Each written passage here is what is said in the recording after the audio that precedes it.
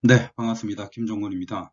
자, 오늘은 우리 신라의 원효와 그다음에 그 원효에 대해서 언급한 고려시대의 의천에 관련된 사료를 한번 보려고 합니다. 이거는 한자를 어느 정도 알고 있다 하더라도 사실은 이제 불교에 대한 이해가 없으면 해석 자체가 좀 굉장히 어려울 수 있습니다. 일단은 그렇다 하더라도요, 한자 해석에 조금은 주목하는 식으로 한번 가보도록 하겠습니다. 자, 그렇다면 한번 같이 보시겠습니다. 자, 먼저 오로지 유자가 보이고요. 그 다음에 나자가 보입니다. 그래서 어떻게 보면 이거는 뭐 크게 해석을 할 필요도 없겠는데요. 자, 뒤에 나와 있는 이게 굉장히 중요합니다. 자, 이것이 뭐냐 하면 해동 보살입니다. 자, 이게 이제 굉장히 중요한 건데요. 해동에 있는 보살 이렇게 되는 거고, 이제 도금에 있어서는 이 보자와 살자, 이거는 보살 보자의 보살 살자이기 때문에 뭐 별도로 도금 의미 자체가 더 필요한 건 아닙니다. 그래서 우리가 흔히 이제 절에 가면은 오늘날에도 이제 스님들이 일반인들을 보고 보살님, 보살님하고 부르는데요. 이제 그 보살이라고 용어를 봐두시면 되겠습니다. 그래서 한자를 조금 눈여겨 봐두시는 게 필요할 건데, 지금 이제 이것은 그냥 오로지 우리의 해동 보살은 이 정도로 그냥 해석이 가능한 거죠. 그래서 그 당시 시험 문제 나왔을 때는 이것을 가라고 해서 누구냐, 그래서 이 사람의 업적을 물었었습니다. 자, 이제 이 사람이 누구인지를 뒤를 통해서 한번 확인을 해봐야 되겠는데요. 실제로 이것을 좀 안다고 하더라도, 즉 해석이 된다고 하더라도 만만치 않은 그런 내용입니다. 자, 이제 요거는 융자입니다. 그래서 이제 우리가 흔히 섞을 융자가 되겠죠. 혼합하다 이렇게 되는 거고요. 그 다음에 밝혔다, 밝게 하다 이렇게 되는데, 자, 문제는 뭐냐 하면 뒤에 나와 있는 이 부분입니다. 성과 상이라고 하는 부분인데요. 이 성과 상이라고 하는 게 사실은 굉장히 좀 어렵습니다. 성이라고 하면은 우리가 이제 일반적으로 본성이다 이렇게 얘기를 할 수가 있겠고요. 그 다음에 상이라고 하면은 모양이라기보다는 여기에서는 이제 현상, 이제 이런 의미로 해석이 가능합니다. 그래서 어떻게 보면 성과 상을 어떻게 했다? 섞어서 밝게 했다. 자, 이렇게 볼 수가 있을 거예요. 자, 그렇다면은 여기에서 이제 성과 상이 뭐냐 이렇게 되는 건데, 좀 전에 말씀드린 것처럼 성이라고 하는 것은 인간이 가지고 있는 어떤 본성이다 이렇게 이제 볼 수가 있겠고, 그 다음에 이제 상이라고 하는 것은 현상이다라고 말씀드렸는데, 이것을 각각 하나의 종파랑 연결을 시킬 수가 있습니다. 특히 이 부분에서요. 자, 성이라고 하는 부분. 자, 요거는 이제 뭐하고 관련이 되느냐 하면 화음종하고 관련이 된다고 볼 수가 있겠고요. 그래서 우리는 흔히 이제 이 화음종이라고 한다면 중간학파를 의미할 것이고, 그 다음 여기에서 이제 상이라고 한다면 법상종하고 관련이 있는데, 요것은 유식학파하고 관련이 있다. 이렇게도 얘기할 수가 있겠습니다. 그래서 어떻게 보면요, 이제 해석이 여기까지도 가능한 거죠.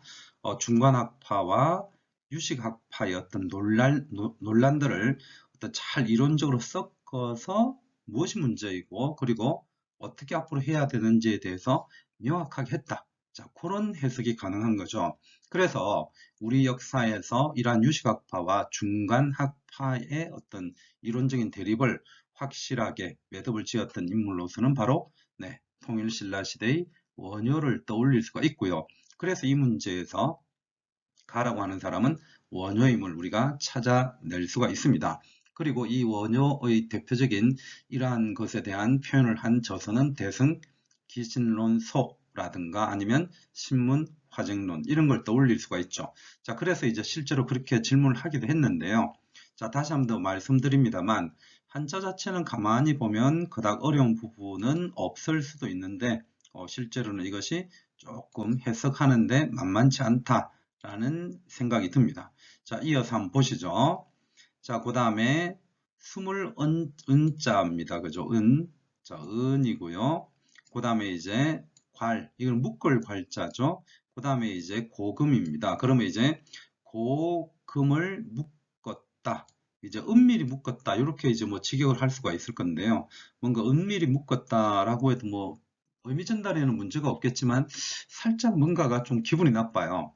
그래서 이거는 이제 교묘하게 묶었다. 이제 이렇게 얘기를 하기도 하죠.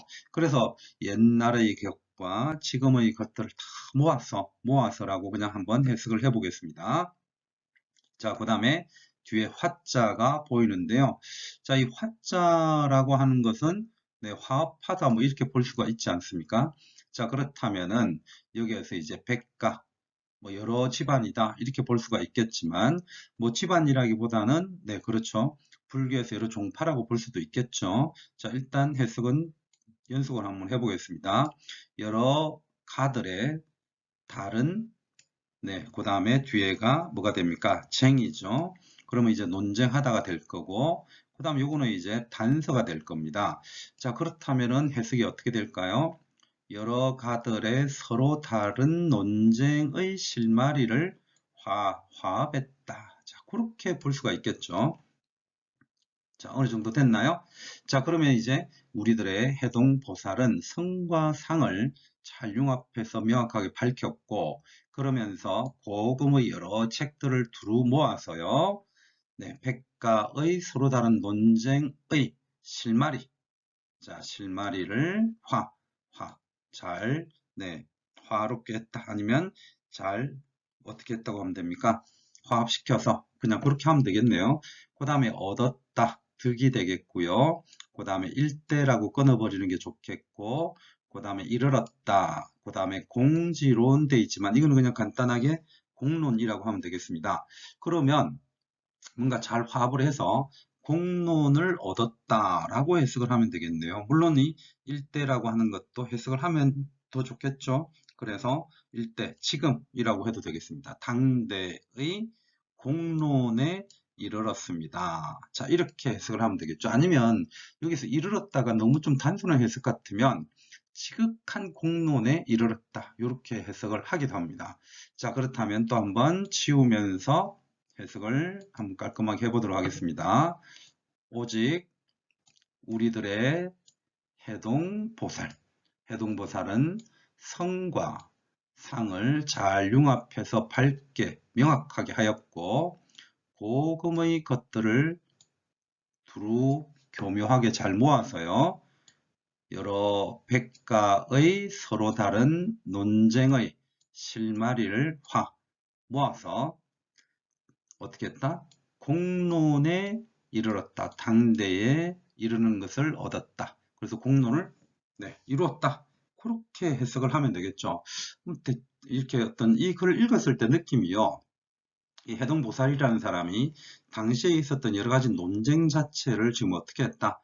잘 화합시켰다. 이런 느낌으로 해석이 된다면 실제로 해석은 네, 성공했다고 볼 수가 있겠습니다. 다음 문제 한번 보시죠. 자, 그러면은 이제 다음 문장이 이렇게 나와 있습니다. 자, 일단 첫 번째 보이는 것이 네, 뭐 이거는 역시 해석을 천천히 하면 되겠죠. 그 다음에 이제 황이 있는데요. 이 황이라고 하는 것은 보통 이제 하물며 이런 뜻이 있습니다. 그리고 게다가 그리고 뭐 상황 여러 가지가 있는데요. 이것도 역시 앞뒤 문장을 보시면서 한번 해석을 해보는 게 좋겠습니다. 그 다음에 뒤에 있는 네, 신통 그 다음에 불측. 자, 여기에서 이제 측이라고 하는 것은 예측하다 아니면 뭐 헤아리다 이제 이렇게 볼 수가 있겠는데요. 신통한 것이 헤아릴 수가 없다 이렇게 보시면 되겠네요. 자, 그러면 이제 끊어 버렸을 때 요거는 이제 하물며 그 신통한 것이 헤아릴 수 없다 이렇게 볼 수도 있겠고 아니면 조금 전에 했었던 앞에 문장하고 조금 연결을 시켜서요. 성과 상을 잘 네, 어울리게 아울렀고요. 그러면서 여러 백가들의 논쟁의 단서를 화합을 시켜서 공론을 이루었다. 게다가 자 이렇게 해도 해석이 가능하겠죠. 그래서 이 황이라고 하는 것은요. 역시 문맥에서 맞게끔 좀 해주시면 되고 중요한 것은 굉장히 또 신통하다. 그래서 너무나 신통해서 가늠하기가 어렵다. 자 이렇게 얘기를 하고 있고요. 그 다음 뒤에 있는 묘, 그 다음에 용 이렇게 나와 있습니다. 그 다음에 묘하다, 쓸용자다. 네, 어려울 난자에 생각할 사자입니다. 그러면 이거는 생각하기가 어렵다 이렇게 끊을 수가 있겠네요. 그리고 그것이 너무 묘해서 자 이렇게 이제 해석을 해도 되겠고요. 아니면 그게 참 묘하게 어떤 작용을 해서 자 그렇게 볼 수가 있겠는데 요 두 개를 문맥상 해석을 하면 이렇게 될 겁니다. 신통해서 예측하기 어렵고 묘해서 그것을 생각하기 어렵다. 굉장히 위대하고 뜻이 깊다라고 이해를 하시면 되겠습니다. 자, 그 정도 해석 가능하겠죠? 자, 그 다음에 뒤에 있는 것을 한번 보신다면, 자, 이거는 이제 진짜인데요. 티끌 진짜입니다. 티끌. 그 다음에 비록 숫자에 함께 같을 동자고, 그 다음에 요거는 끊어버려야 되겠죠? 그 다음에 오염할 때 오자입니다. 그러면 불오이니까 뭐 더럽히지 않는다 이렇게 되겠네요. 그 진을 진이라고 하는 것은 참이 될 겁니다. 자 그렇다면은 요것은 이제 티끌이 비록 함께 있더라도 그 진실은 더럽히지 않는다. 우리말이긴 한데 사실은 조금 느낌은 오지만 언뜻 잘 안 올 수도 있습니다. 자, 그럼에도 불구하고 한자에 대한 해석을 하는 것을 조금 더 주목해 달라고 말씀드리고 싶습니다. 자, 그 다음에 뒤에 한번 보시죠. 빛광자고 비록 숫자고요. 활화자에 역시 이가 있으니까 이렇게 끊어버리고 그 다음에 이제 유 또는 도금이 두 개가 됩니다. 유도 되고요. 그 다음에 to도 되는데 일단은 여기에서는 어떤 도금을 할 것이냐는 저에게는 중요하지 않습니다. 여기에서 이 유나 또는 to라고 하는 것은 변하다 이렇게 되는 거고요. 그 다음에 그 몸체가 자 이렇게 됩니다. 자 그렇다면은 그 몸체가 변하지 않는다 이렇게 되는데 자 빛 광자가 있었으니까 빛이 역시 어떻게 됩니까? 화하나 그러나 어떻게 된다? 불유기체 또는 불투기체 그 몸이 변하지 않는다. 자, 이런 식으로 이제 해석이 될 건데요. 한번 문맥의 의미를 찾으면서 다시 한번 더 해석을 해보도록 하겠습니다. 역시 어떤 불교와 관련되는 거기 때문에 해석 자체가 뭔가 좀 만만치는 않게 느껴지는데요. 다시 한번 보실까요? 자, 처음부터요. 이는 필요 없겠고, 자, 황이라고 하는 것은 게다가 하물며 뭐 이런 식으로도 가능하다고 그랬죠. 그래서 신통한 것이 예측하기가 어렵고 가늠하기가 어렵고요. 그 용을 그냥 묘하다고만 저는 해석을 하겠습니다. 그 묘함으로 인해서 생각하기가 매우 어렵다. 그리고요. 먼지, 티끌이 동 함께 있지만 비록 이렇게 되겠죠. 비록 함께 있지만 불오 진실을 더럽히지 않고 그 다음에 빛이 역시 위의 것처럼 해석을 하는 게 오히려 더 나을 겁니다. 화자도요. 그래서 빛이 화하지만 불투 또는 불유 기체 그 몸을 변화시키지 않는다. 그래서 굉장히 어떻게 할까요? 뭔가 주변에 더러운 것이나 변화시킬 것이 있다 하더라도 자기가 지킬 것은 지켜내고 변하지 않는 어떤 당당함, 거대함, 맞죠? 그리고 든든함, 신비함 이런 것들을 가지고 있다고 지금 얘기를 하고 있습니다. 그만큼 이 원효 자체를 좀 표현하기가 굉장히 어렵다라는 것을 보여주기도 하고 있는데 자 이것을 쓴 사람이 바로 고려시대의 승려였었던 의천이었습니다. 자 그렇다면 또 다음 한자들을 한 번 더 보도록 하겠습니다. 자, 다음 한자를 보면 이렇습니다. 자, 먼저 령자가 보이고요. 그 다음에 이름 명자가 보이고, 그 다음에 까닭, 소자죠. 그리고 이제 여기에서 끊어버리면 되겠습니다. 요렇게. 자, 그 다음에 뒤에 나오는 한자가요. 떨칠진, 요렇게 되는데, 자, 여기에서 떨치고요. 그 다음에 뒤에 화가 보이고 이 범이 보이는데 요것도 이제 그냥 이대로 놓고 보면은 예를 들어서 범자 같은 경우에는 일반적으로 이제 범어 그래서 이제 불경 뭐 이런 식으로 해석이 갈 수가 있겠고요. 그 다음에 화자도 그렇게 해석이 가능할 건데 뭔가 이제 꽃이라든가 근데 요게 이제 상징하는 바가 있다는 겁니다. 즉 뭐냐 하면 여기에서 화라고 하는 것은 중국을 뜻한다고 볼 수가 있고요. 뒤에 있는 범은 무엇을 뜻한다고 볼 수가 있느냐 하면 인도를 뜻하는 글자로 볼 수가 있습니다. 우리가 언젠가 한번 그런 한자를 본 적이 있는데 여름 하자를 써서 하화, 자 그렇게도 한자를 본 적이 있는데요. 역시 여름이라고 해석을 하면 안 되는 거였죠. 그래서 하화라고 하는 것도 이제 중국을 의미했던 것처럼 여기에서 이제 화와 범은 중국과 그 다음에 인도 그런 의미를 가졌다라고 보시면 됩니다. 그러면 해석 자체가 떨칠 진짜단 말이에요. 그죠? 그러면 중국과 인도에까지 떨쳤다. 이렇게 해석이 될 것이고, 따라서 앞에 있는 이 명자를 한번 보신다면 이름이 그렇죠. 이름이 중국과 인도에까지 떨쳤다. 요 정도 해석이 될 겁니다. 그리고 이제 앞에 령자가 있는 것은 그 이름을 떨치게 했다. 뭐 그렇게 해석이 될 건데 명령을 내렸다기보다는 떨치게 했다 이렇게 보면 되겠죠. 그래서 굳이 꼭 떨치게 했다 이렇게 할 필요는 없을 겁니다. 그러면 결국은 첫 번째 줄과 두 번째 줄 이런 내용들로 인해서 이 승려가 매우 위대했기 때문에 그 이름이 중국과 인도에까지 떨쳤다. 자, 그렇게 해석이 될 겁니다. 자, 그 다음에 뒤에 있는 것도 해석이 만만치는 않습니다. 이거는 이제 자비로울 자자고요. 그 다음에 활 화자고 그 다음에 바소자이고 그 다음에 여기서도 보면 저 피자가 있습니다. 그 다음에 유자가 있고요. 그래서 이거는 해석을 이렇게 하면 잘 안 된단 말이에요. 그래서 이것도 실제로는 어떤 의미가 있느냐 하면 이게 피자가 이승을 뜻하고요. 유자가 저승을 뜻합니다. 이런 한자 쓰임새들은 사실은 처음 보게 되면 굉장히 해석하기가 어렵습니다. 그래서 뭐 이것도 여러 번 보고 나서 어느 정도 기억을 해둬야만 그것이 이제 가능할 것인데요. 자, 일단 요게 이승, 그 다음에 요거는 저승을 뜻한다고 보시면 되겠고, 그러면 이승과 저승을 밝게 한다. 이런 뜻이 되겠네요. 그럼 무엇이 그걸 밝게 한다는 것일까요? 자화, 요게 될 겁니다. 자비로운 화, 이렇게 될 건데, 이 자비로운 화라고 하는 것 자체가 역시 어떻게 받아들일 수가 있느냐 하면, 이 화자라고 하는 것은 참 여러 가지로 쓰인다고 볼 수 있습니다. 우리가 화된다, 보통 이렇게 얘기할 수도 있겠고요. 그 다음에 이제 화합, 이런 것도 있겠고, 그 다음에 이것이 어떤 교화, 이런 것도 사용되기도 하고요.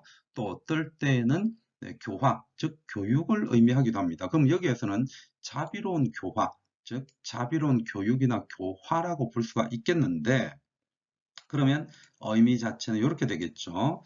자, 자비로운 교화 또는 교육이 이승과 저승을 명확하게 하는 바이다.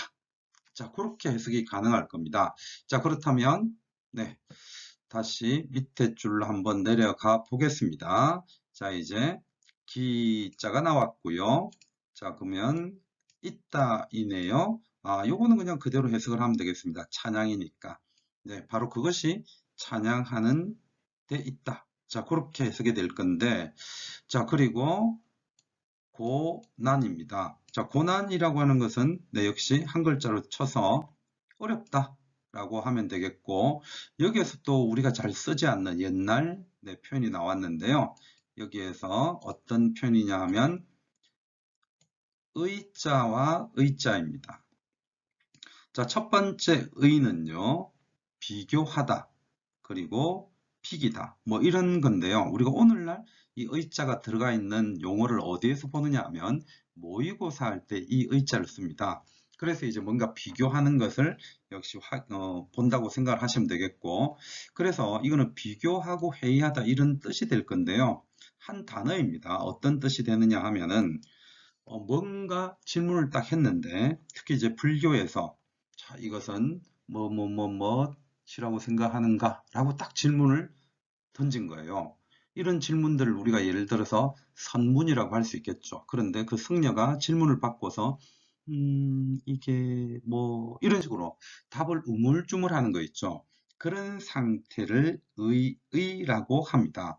그래서 이것은 그런 상태를 표현한 것이기 때문에 역시 일반적으로 해석할 때는 대답하기가 어렵다. 즉, 말하기가 어렵다. 이렇게 보시면 되겠습니다. 자, 그러면 앞에 거랑 연결시킨다면 찬양하는 것이 네, 기리려고 해도 찬양하려고 해도 참 어렵습니다. 라고 얘기를 하고 있는 거죠. 그래서 굉장히 뛰어난 어떤 승리에 대한 평가다라고 볼 수가 있겠습니다. 한번 치우면서 다시 해석을 해볼까요? 자, 먼저 이름. 자, 이름이 화와 범, 중국과 일본의 떨쳐진 바이다. 네, 떨쳐지게 했다 또는 떨쳐진 이유다 이렇게 보시면 되겠고요. 그 다음에 자비로운 교육, 이 피, 이승과 유, 저성을 밝게 명하는 바이다 이렇게 나와 있고요. 그래서 네, 찬양하고자 하나 고난, 어렵다, 회의, 명확하게 말하기가 어렵다. 자, 이렇게 얘기를 하고 있어요. 그래서 이제 최종적으로 한번 네, 정리를 해본다면 이 글은 고려시대의 천이 통일신라 시대의 원효에 대해서 네, 글을 쓴 것이고요. 그래서 대각국사 문집에 들어가 있는 내용이다 라는 것도 한번 봐두시면 됩니다. 그래서 실제로 이 문제는 두 가지를 물었는데요.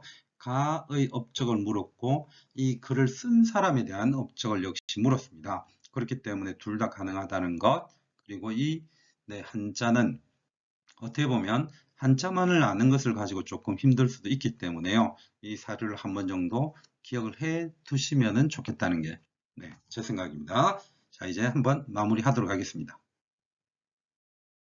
자, 우리가 이제 간혹 한자를 해석을 할 때 좀 어려운 부분이 사실은 이제 뭐라고 할까요? 사상과 관련된 부분이 좀 어렵다고 볼 수 있습니다. 요것은 이제 불교적인 어떤 생각이나 뭐라고 할까 용어들이 좀 필요하기도 했고요. 그 다음에 이제 성리학에 대한 글들도 어떻게 볼 때는 좀 어려울 수도 있습니다.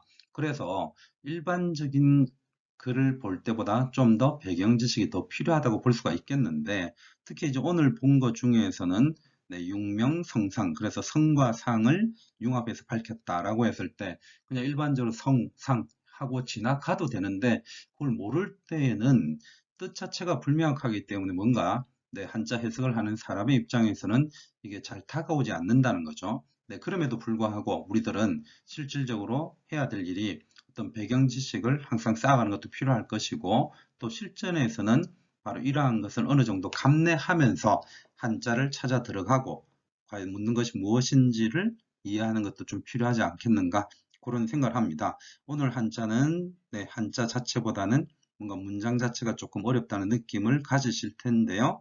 네, 이렇게 기출문제가 나왔다는 것을 생각하시면서 우리 또 다른 네, 한자들을 조금 더 보도록 하겠습니다. 네, 대단히 수고 많았습니다.